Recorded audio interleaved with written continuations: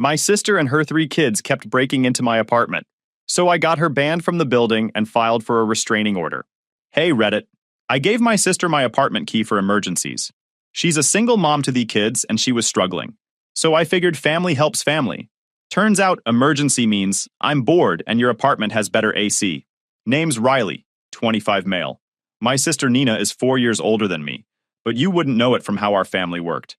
When we were kids, she was the one who got the later curfew, the bigger allowance, the benefit of the doubt whenever something went missing or got broken. Mom used to say Nina had a big personality, and I was the easy one. At the time, I thought that was a compliment. Took me way too long to realize easy just meant I didn't complain when I got the short end of the stick. Our dad got diagnosed with cancer when I was 14. Bone cancer. He held on for 3 years, but those years hollowed out our family in ways I'm still figuring out. Mom kind of shut down after the first round of chemo didn't take. She was there physically, but mentally she'd already started grieving. So I picked up the slack, learned how to pay bills and keep the fridge stocked. Dad died a month after I turned 17. By then, being the responsible one wasn't a choice anymore. It was just who I was. Nina never had to learn any of that. Fast forward 8 years. I worked my way through college, landed a job at a game studio in Wichita doing animation and code work. Steady pay, and I actually liked what I did. Saved up enough to get my own place about a year and a half ago. Nice apartment complex with a front desk and security. Felt like I was finally building something for myself. Around the same time, I started dating Anastasia. 2 years happily together. She respects me, laughs at my jokes, and makes me feel like I'm her whole world. Things were good, stable. Then Nina's marriage imploded, and suddenly my apartment became the backup plan. Now here's what happened. She had a key for emergencies. I gave it to her 18 months ago when I first moved into this place in Wichita. It was one of those newer apartment complexes with a front desk and key fob access. When I first moved in, I added Nina to my approved visitor list so she could get buzzed up without me having to come down every time. She was going through her divorce and needed someone to lean on. The key was supposed to be for watering plants when I traveled for work, or if she needed to stay there for a day. Emergencies only. Instead, she slowly turned it into her personal spa retreat while I sat at the office designing video games for 8 hours a day. And honestly, the first few times, I let it slide. She was having a hard year. The kids were struggling with the custody arrangement. I told myself it was temporary. 18 months later, things only got worse. The first time it happened, I genuinely thought I was losing my mind. Left that morning with everything in its place. Came back to find juice boxes everywhere and toys scattered in the living room. Nina admitted it casually when I called her. Laughed like it was charming. The kids were going stir-crazy and my AC unit is busted. I figured you wouldn't mind since you were at work anyway. I minded. I told her I minded. She promised it wouldn't happen again. But there were the towels. There was my food missing from the fridge. There were sticky handprints on my sliding glass door, and somebody had used my laptop, leaving it open to YouTube videos. My electric bill jumped $40 last month because apparently Nina decided my place made a great after-school hangout spot. I texted her a photo of the towels with one word. Really? Her response was, sorry, emergency. Zoe had a meltdown at school, and I needed somewhere quiet to calm her down. You know how she gets. Zoe was 7. She got that way because Nina spoiled her rotten. But pointing this out just made me the villain, so I kept quiet. Then I noticed my gaming setup. My custom mechanical keyboard, the one I'd saved for months to buy, was sitting crooked on the desk. There were crumbs between the keys. Actual food crumbs. I pulled the keycaps off one by one. Goldfish crackers. Orange dust everywhere. I sat there on my floor for a good 5 minutes, surrounded by keycaps, wondering how my life had gotten to this point. I had a decent job at a game studio, my own apartment in a decent neighborhood, and I couldn't even leave for 8 hours without my sister treating my place like a daycare with free amenities. The thing is, I loved those kids. Zoe was wicked smart when she wasn't being a brat. Brody was genuinely funny. Even Nolan was a good kid in general. But watching Nina use them as tools to get what she wanted made it hard to enjoy being their uncle. I didn't text Nina again that night. I called my girlfriend Anastasia instead. She picked up on the second ring. What happened? Remember how I told you Nina was using my apartment? Using is generous. Colonizing is more accurate. She let her kids eat goldfish crackers over my keyboard. The mechanical one. Anastasia was quiet for a second. The one you literally wouldn't let me eat pizza near for the first 3 months we dated? That's the one. I'm coming over. She showed up 20 minutes later with a bottle of compressed air, a bag of those sour gummy worms, and more anger on my behalf than I had myself. Anastasia was 5'3", of concentrated, no-nonsense energy. She'd tell you exactly what she thought and then help you fix the problem whether you asked or not. She'd watch this whole Nina situation unfold from the beginning. Every time she pushed me to do something about it, I told her it would stop soon. That Nina was just going through a rough patch. That I'd handle it. 2 years of that. She'd been way more patient than I deserved.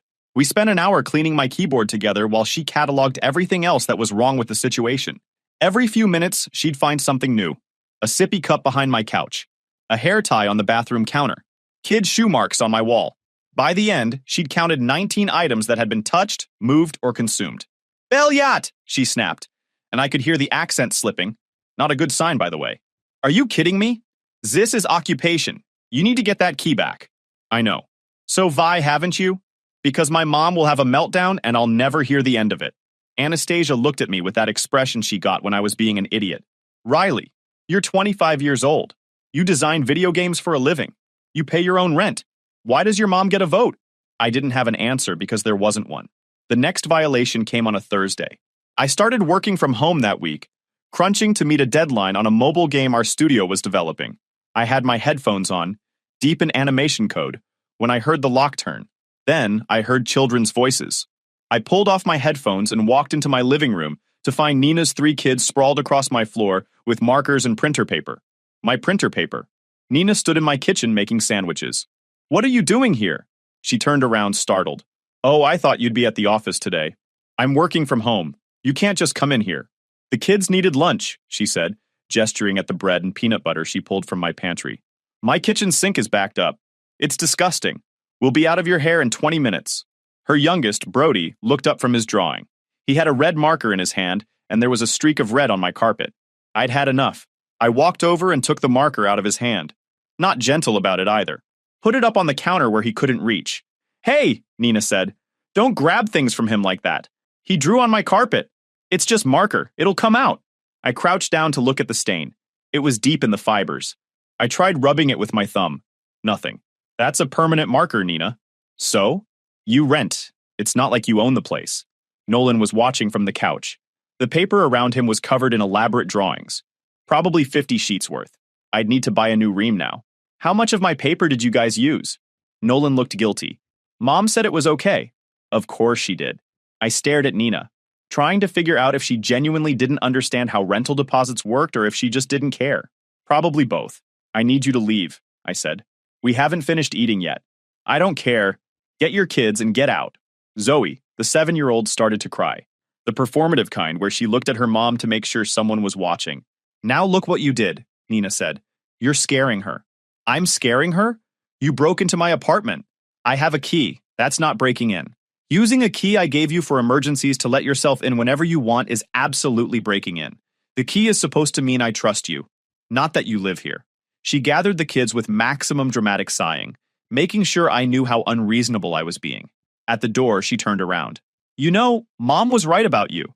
You've always been selfish." "Get out, Nina." She slammed the door hard enough to rattle the pictures on my wall. I stood there looking at the red marker stain on my carpet, the scattered printer paper, the sandwich fixings still spread across my counter. I'd lost my train of thought completely. The code I'd been working on would need at least an hour to get back into, and I had a deadline tomorrow. Part of me wanted to call her back, apologize, smooth things over. That was the muscle memory talking. 25 years of keeping the peace. But another part of me, a part that had been getting louder lately, was just tired. I called my best friend Elias. He answered with his usual charm. "What's up, Buttercup?" "I need a locksmith. Today." Finally growing a spine about the sister situation? She just let her kid draw on my carpet with a permanent marker and then told me it didn't matter because I rent. Elias was quiet for a second. "I'll be there in an hour. I know a guy who owes me a favor."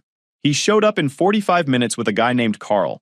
He changed both my deadbolt and my door handle lock in under an hour, tested everything twice, and charged me half what I expected. When he left, Elias handed me the new keys. "2 copies," he said. "One for you, one for Anastasia. And if you give one to your sister, I'm going to come back here and change them again myself. I'm not giving her a key." "Good." He looked at the marker stain on my carpet. "You got any club soda?" We spent the next 2 hours trying to get that stain out. It faded to pink. The explosion came on Monday evening. I was in the middle of a raid with my online gaming group when my phone started blowing up. Nina's name flashing across the screen again and again. I let it go to voicemail. Then she called again. And again. On the fourth attempt, I paused the game. Dude, my buddy Justin's voice came through the headset. We're in the middle of a boss fight. Family emergency. Cover for me. I answered the phone. Did you change your locks? No greeting, just accusation. Yes, I said. Are you kidding me right now? You wouldn't stop using my apartment without permission. It's an emergency key, Riley. What if something happens and I need to reach you? Then you call me like a normal person. This is unbelievable. I can't believe you'd be this selfish. Selfish. Growing up, that was the worst thing you could be in our family. Selfish meant you weren't thinking of others, weren't sacrificing enough, weren't living up to the standard of constant availability that our mother demanded from everyone but herself. It's my apartment, I said. I'm allowed to control who has access to it. I'm your sister. I'm a single mom. I have 3 kids and no help, and you're treating me like some kind of criminal. Then stop acting like one. She hung up on me. I went back to my game, but my head wasn't in it. We wiped on the boss twice before I called it a night. Anastasia came over around 9. She'd brought tacos from our favorite place and a 6-pack. She took one look at my face and knew. She called, and called, and called. What did she say? The usual, I'm selfish. She's a struggling single mom. How dare I treat family this way? She handed me a taco. Did you tell her that struggling single moms don't usually have time to lounge at their brother's apartment 3 times a week eating his food? I should have. We ate in comfortable silence for a while. Then my phone rang again. This time it was my mother. You don't have to answer that. If I don't, she'll just call tomorrow, and the day after, and show up here if she has to, I answered. Riley Andrew Robinson. Her voice had that particular edge that meant I was already guilty of something. What is going on with you and your sister? Did she tell you she's been letting herself into my apartment multiple times a week? She mentioned you changed your locks. That seems extreme. Mom, she was coming in whenever she wanted, using my things, running up my bills, bringing all 3 kids while I was trying to work. I asked her to stop and she wouldn't. She's under a lot of stress right now. Being a single mother is incredibly hard. You have no idea what she's going through. That doesn't mean she gets to invade my space whenever it's convenient. My mother made that little hum that meant I was being difficult. Family is supposed to help each other, she continued. When you have children of your own someday, you'll understand how overwhelming it can be. Nina just needs a little grace right now. I've been giving her grace for 18 months. She used it all up. Don't be cold about this, Riley. She's your only sister, and she's been through so much since the divorce. The divorce that happened because she cheated on her husband, I thought. But I didn't say that out loud. Mom had conveniently forgotten that part. I need to go, Mom. I have work in the morning. We're not done discussing this. Yeah, I said. We are. I hung up before she could respond. Anastasia was watching me with something like pride on her face. Look at you. Setting boundaries and everything. I feel like garbage.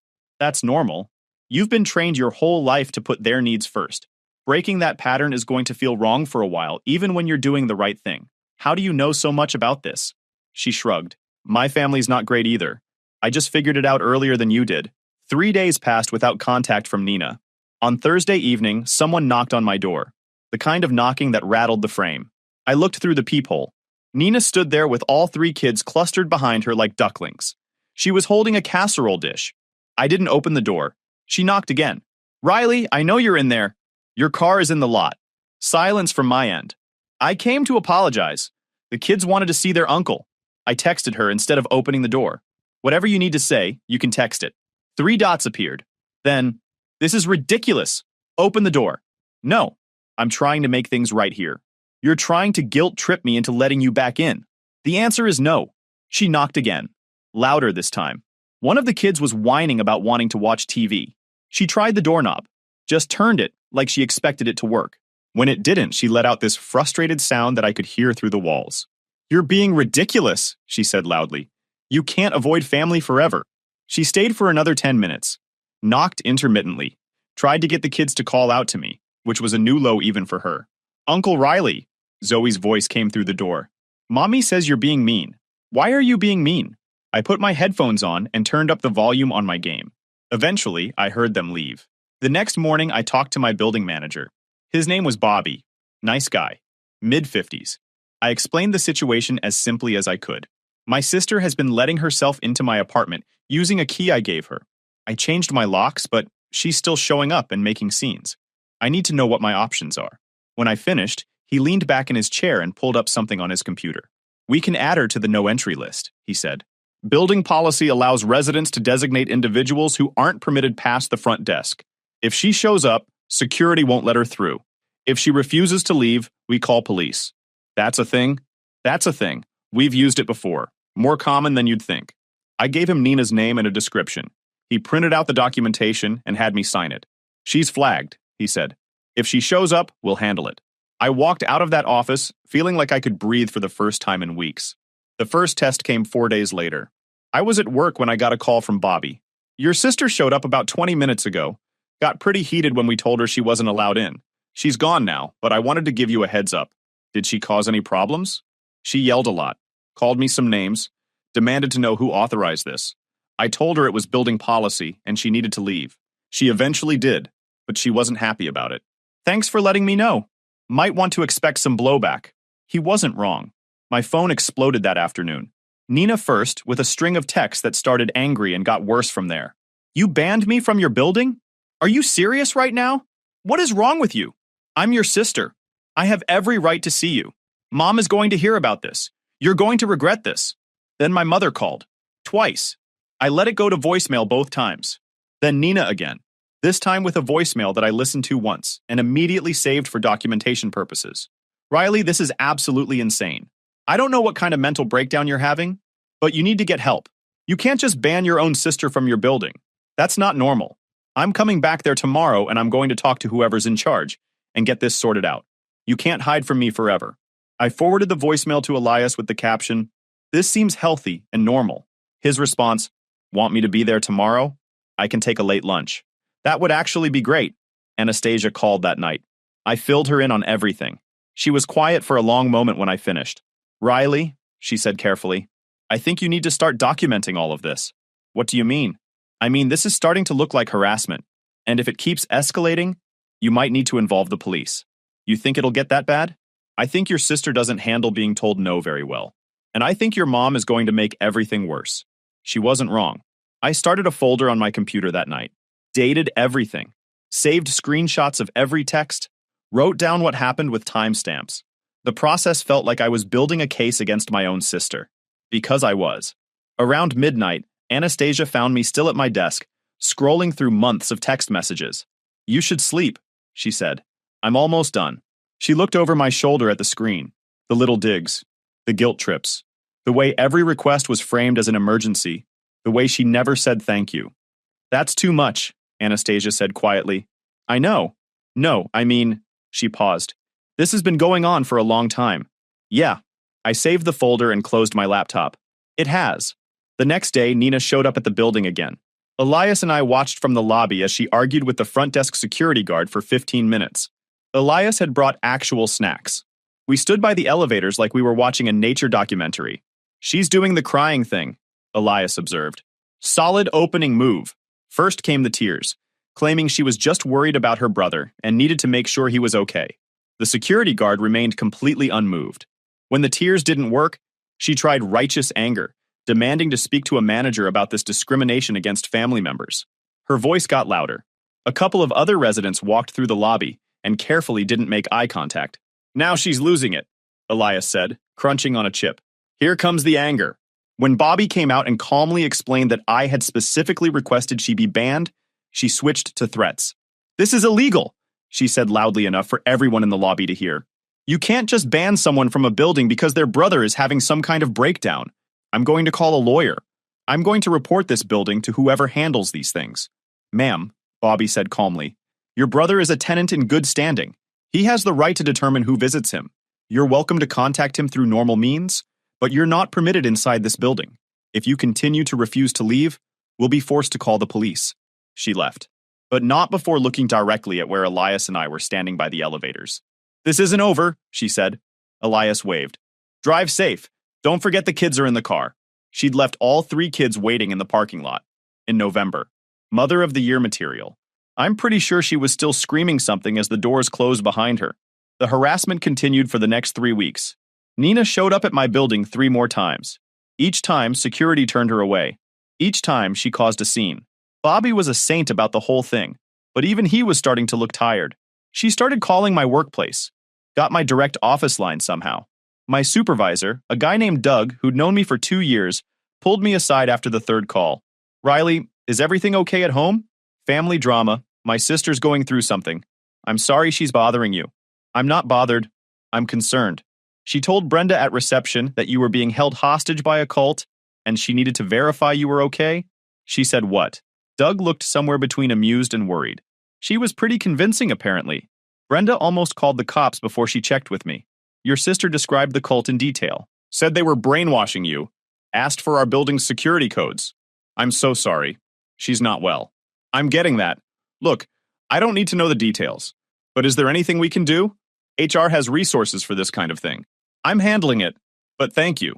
After that, I had IT block her number from our phone system. She'd find another way. She always did. She started showing up at places I went, the coffee shop near my apartment, the grocery store I used, my gym, always with the kids in tow, like they were shields, always acting surprised to see me, then trying to corner me into a conversation. At the grocery store, she blocked my cart in the cereal aisle while Brody knocked boxes off the shelves. At the coffee shop, she sat down at my table uninvited and started crying about how I was tearing the family apart. The barista asked if I needed help. I said yes. Nina called her a rude word and stormed out, but not before knocking over my coffee. Elias started calling it the Nina Tour. Everywhere I go, she finds me, I told him. It's like she put a tracker on my car or something. She probably just knows your routine. You're predictable. That's not comforting. Wasn't meant to be. You need to start varying your schedule. Make yourself harder to find. Or she could just leave me alone like a normal person. Elias laughed. Yeah, that's clearly going to happen. The gym incident was the worst. I was on the treadmill when I saw her walk in with all 3 kids. The gym didn't have childcare. Kids under 12 weren't even supposed to be there. The front desk person tried to stop her, but she just walked right past. She spotted me and made a beeline over. Brody was already touching equipment. Nolan looked embarrassed, which meant he understood this wasn't normal. Zoe was playing a game on Nina's phone and not paying attention to anything. Riley, what a coincidence. Nina, your kids can't be in here. I'm just trying to talk to you. You won't answer my calls. Because I don't want to talk to you. She grabbed my arm as I tried to walk past her, hard enough to leave marks. Her nails dug in. She pulled me closer. You don't get to just cut me off, she hissed. I could see something in her eyes that looked genuinely unhinged. I'm your sister. Mom is worried sick. The kids miss their uncle. You're destroying this family. I'm destroying this family? I jerked my arm back. You broke into my apartment. You let your kids trash my stuff. You showed up at my workplace. You've been stalking me for 3 weeks. And I'm the problem? People were starting to stare. A guy on the weight bench had stopped mid-rep. The gym manager was walking over looking concerned. I pulled my arm free. Don't contact me again, Nina. I mean it. Or what? Or I'm going to the police. She laughed. For what? For harassment. For stalking. For whatever else my lawyer thinks will stick. I didn't have a lawyer, but she didn't know that. The gym manager reached us. Everything okay here? No, I said. This woman isn't a member and she brought 3 kids. I'd like her escorted out. Nina's face went through about 6 different emotions in 3 seconds. Then went back to anger. This isn't over, she said, as the manager guided her toward the door. That was the 3rd time she'd said that. It was starting to feel like a threat. Elias met me at my apartment that night. He'd brought his laptop and a folder of printouts. Okay, he said, spreading everything out on my coffee table. I did some research. In Kansas, you can get a protection from stalking order if someone is following, surveilling, or making unwanted contact with you in a way that causes fear or distress. I told him about the gym, added it to the folder. You've got dates, times, and documentation of repeated unwanted contact, multiple witnesses, a paper trail at your building. She grabbed you hard enough to leave marks. This is textbook harassment. She's my sister. That makes it worse, not better. Family members don't get a free pass to terrorize you. Anastasia arrived an hour later. She looked at the spread on the coffee table and then at me. We're doing this? I think we have to. Good, she said, because she called my work today. What? She called the restaurant and told my manager that I was turning her brother against his family. Called me a homewrecker. Said I was manipulating you. Anastasia worked at a farm-to-table place in Delano, the kind of job where reputation mattered. Did your manager believe her? He's known me for 3 years. He told her to lose the number. I'm so sorry. Don't apologize for her. Just end this. The protection from stalking order was filed on a Tuesday morning. Elias came with me to the courthouse. He'd organized all the documentation into a neat folder with tabs and dates. The clerk looked at the packet and then at me. "This is very thorough," she said. "I have a detailed friend." The temporary order was granted immediately based on the documented pattern of harassment. The full hearing would be in 2 weeks, where a judge would decide whether to make it permanent. Nina was served on Wednesday evening, according to the notification I got from the court. She called me 17 times that night. I let every single one go to voicemail. Each message was more unhinged than the last. She started with outrage. "How dare you? This is a betrayal. You're choosing strangers over blood." Then came the crying, the pleading. "I'm sorry, Riley. I didn't mean for it to get this bad. I just wanted my brother back." Then back to anger. "This is all that girlfriend of yours. She poisoned you against your family. You'll regret this." I saved all of them. My mother called the next morning. "Riley, I just heard about what you did to your sister." "I didn't do anything to her. I protected myself from her harassment." "Harassment? She was trying to have a relationship with you, and you responded by getting the courts involved?" "She showed up at my gym. She grabbed me hard enough to leave bruises. She called my girlfriend's workplace and tried to get her in trouble. She told my office I was in a cult. That's not trying to have a relationship. That's stalking. You're exaggerating." "I have proof." The court agreed. Silence. When my mother spoke again, her voice was different, harder. "If you go through with this, you're not welcome in this family anymore." I waited for the guilt, the instinct to apologize and make everything right. It didn't come. "Okay," I said. "Okay? That's all you have to say? What do you want me to say, Mom? That I'll drop the restraining order so Nina can keep harassing me and you can pretend everything is fine? Not happening. I'm done being the family punching bag so everyone else feels comfortable." "That's very selfish of you." "Yeah," I said. "I know." I hung up. Anastasia found me on the couch an hour later, staring at nothing. She sat down next to me and didn't say anything for a while. Just let me process. "How do you feel?" "I don't know. Empty? Relieved? Sad? All of it at once." "That makes sense. You basically just lost your family." "I don't know if I lost anything real." She leaned her head on my shoulder. "For what it's worth, you're not alone. You've got me. You've got Elias. You've got people who actually care about you, not just what you can do for them." "I know." The hearing was 2 weeks later. Nina showed up with our mother for moral support. They sat on the opposite side of the room, and my mother kept giving me these looks that were supposed to make me feel guilty. They didn't work anymore. Nina had dressed up for court. Nice blouse, hair done. Like she was going to a job interview instead of a stalking hearing. She'd even left the kids at home, which was probably the smartest thing she'd done in months. She tried to approach me in the hallway beforehand, but her own lawyer pulled her back. Violating a temporary order before the permanent hearing. Bold strategy. "Ma'am," the lawyer said, loud enough for me to hear. "You cannot talk to him. That's literally why we're here. I just want to apologize." "You can't apologize either. Please sit down." Elias leaned over to me. Her lawyer looks exhausted. "I bet she's been a handful." The proceeding was brief, but thorough. The judge reviewed the documentation. Nina's lawyer tried to paint it as a family misunderstanding. Siblings who'd grown apart. A sister who just wanted to reconnect. She emphasized that Nina was a single mother under stress, that she'd never intended to cause fear. The judge was not impressed. She looked up at Nina. "This is not how people reconnect with family members. This is harassment. I'm granting the permanent protection from stalking order. You are to have no contact with the petitioner directly or through third parties. You are not to be within 500 feet of his residence, his workplace, or any location where you know him to be present. Violation of this order is a criminal offense." Nina started crying. My mother was saying something to her lawyer about appeals. The judge moved on to the next case, and that was it. I walked out of that courthouse with Elias on one side and Anastasia on the other. "So," Elias said, "that happened. That happened. How do you feel?" I took a breath. The sun was out. It was a nice day. 60 degrees and clear, which was pretty good for mid-December. "Free," I said. "I feel free." Anastasia squeezed my hand. "Let's go get lunch. I'm starving and you deserve a victory meal." Elias pulled out his phone. "Already on it. I made a reservation at that barbecue place you like. Figured we'd either be celebrating or eating our feelings. What if we'd lost? Then it would have been really good barbecue to eat our feelings with." We drove to the restaurant. Elias had gotten us a table near the back, away from the crowd. I ordered more food than I could reasonably eat. We ate until we couldn't move. Talked about everything except what had just happened, which was exactly what I needed. Elias caught me up on his dating life, which was a disaster as usual. Anastasia told us about a customer at her restaurant who tried to pay with cryptocurrency. Normal conversation, normal life, the thing I'd been missing for months. At the end of the meal, Elias raised his glass of sweet tea. To Riley, he said, for finally standing up for himself, and to Nina for being the worst sister ever. May she step on Legos every day for the rest of her life. Anastasia raised her glass too, and may her car always have just enough gas to make her think she can make it, but not quite. I laughed. We clinked glasses and finished our drinks. The fallout from the hearing spread through the extended family within days.